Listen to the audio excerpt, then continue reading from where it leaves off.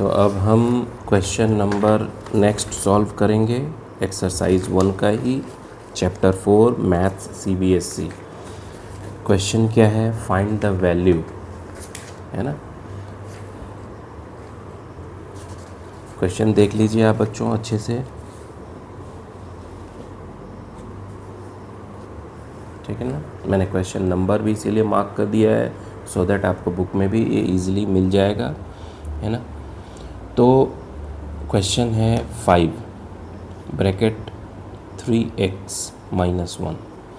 इसमें x का जो वैल्यू दिया हुआ है वो दिया है -1। और एक चीज़ याद रखिए, 5 और ब्रैकेट बीच में जो ब्रैकेट है, 5 और 3x के बीच में जो ब्रैकेट है, तो इससे इनके बीच का जो रिलेशन है वो हो जाता है मल्टीप्लाई का रिलेशन। तो मैंने अभी सिंपली ब्रैकेट के अंदर x की जगह -1 रखा है और इसको सॉल्व कर रहा हूँ। अब देखिए जो चीज़ समझना आए, है ना।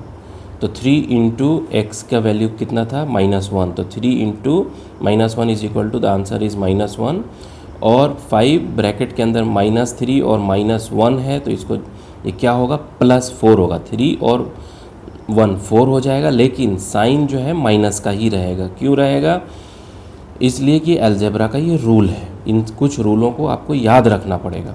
अब ये 5 और 4 के बीच में ब्रैकेट है, ब्रैकेट और इनके बीच का क्या रिलेशन होता है? रिलेशन होता है मल्टीप्लाई का।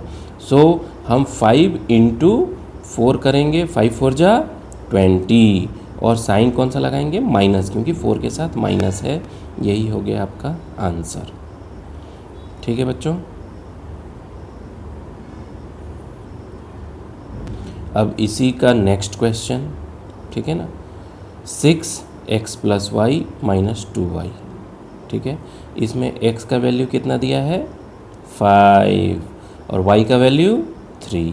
तो सिंपली हम इसको भी सॉल्व करने के लिए वैसा ही x की जगह x का वैल्यू लिखेंगे, y की जगह y का वैल्यू लिखेंगे और इसको सॉल्व करेंगे। सॉल्व करने टाइम ये ध्यान रखेंगे हम कि पहले प्लस को सॉल्व करना है या पहले माइनस को सॉल्व करना है। ये हमें कैसे पता चलेगा, कैसे हमको रिमेंबर रहेगा? जब हम बोर्ड मास को याद रखेंगे। ठीक है ना बच्चों। चलिए अब सिंपली हम इसको सॉल्व करना शुरू करते हैं, और ये बहुत इजी है ना। बस अब x की वैल्यू कितना है? 5 है, तो x की जगह हम 5 लिख दिए। y का वैल्यू कितना है? 3 है, तो 3 लिख दिए। -2 2 और y के बीच में क्या रिलेशन है? मल्टीप्लिकेशन का रिलेशन है। तो 2 इंटू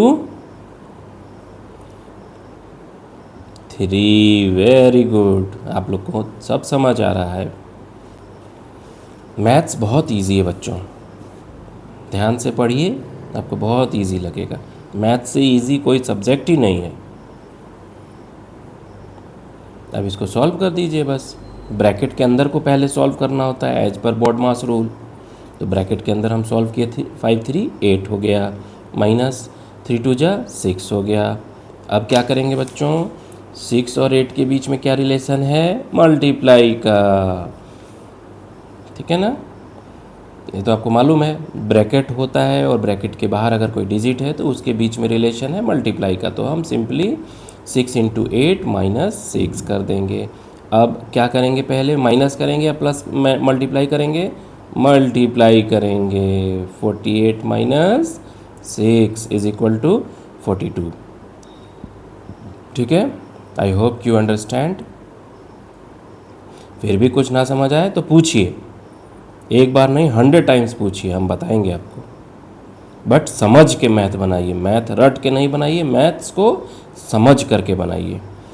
ठीक है। अब ये है क्वेश्चन नंबर 4 एक्सरसाइज 1 का ही। इसमें एक सीक्वेंस दिया हुआ है, ठीक है। 5 10 15 25 एंड सो ऑन। तो इस क्वेश्चन में 2 पार्ट हैं। पहला ए में क्या बोल रहा है कि find the algebraic expression to get nth term of sequence. कौन सा टर्म? nth टर्म ऑफ, मतलब n को हम नहीं जानते, n का वैल्यू हमें नहीं मालूम, है ना। ठीक है ना, कि वो 100 टाइम पूछ रहा है, 200 टाइम पूछ रहा है, 50 टाइम्स पूछ रहा है, या 5 टाइम्स पूछ रहा है, या 1 टाइम पूछ रहा है, हमें नहीं मालूम। तो ऐसा को इस तरह से इसको अलजेब्रिक एक्सप्रेशन को हमें कैसे बनाना होगा वो मैं आपको अब बताता हूँ, ठीक है ना।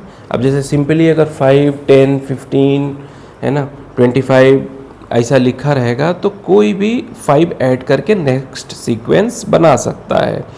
लेकिन अगर मैं आपको कहूँ कि 10th सीक्वेंस बनाइए तो आप 10th सीक्वेंस भी बना सकते हैं, लेकिन nth सीक्वेंस क्या हुआ, n इज़ अ वैल्यू, उसका कुछ भी वैल्यू हो सकता है।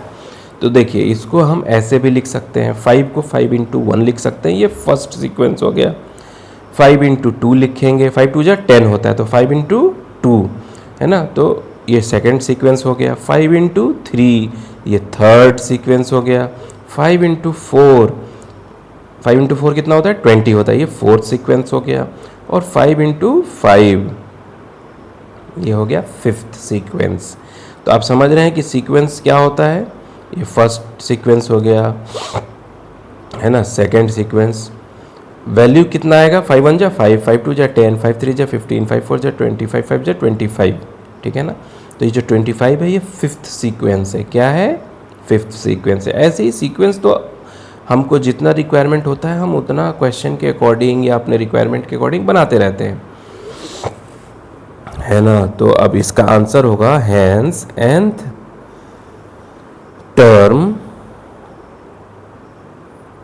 तो सिंपली 5 इंटू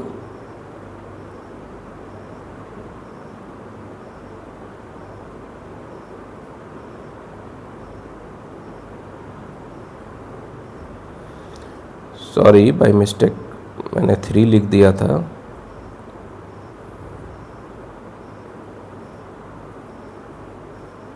है ना, ये 5 है ना, 5 into n is equal to 5n। तो nth टर्म क्या होगा, 5n होगा। अब वही सपोज कीजिए n का वैल्यू अगर कोई बोले 10th सीक्वेंस निकालो, तो n की जगह हम 10 लिख देंगे, 5 10 जा 50।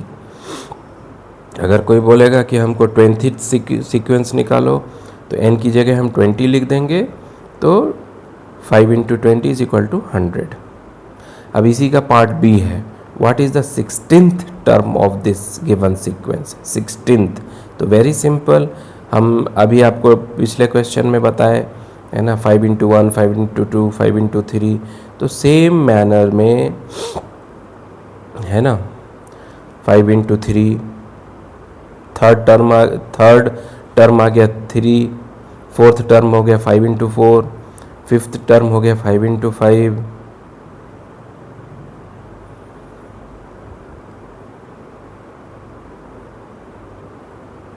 ठीक है ना, ये फोर्थ टर्म हो गया। यानी हम क्या किए, इसको स्प्लिट कर लिए, 10 को स्प्लिट कर लिए 5 इंटू 2 में, 25 को स्प्लिट कर दिए 5 इंटू 5 में, मतलब बेस तो 5 ही रहा है ना।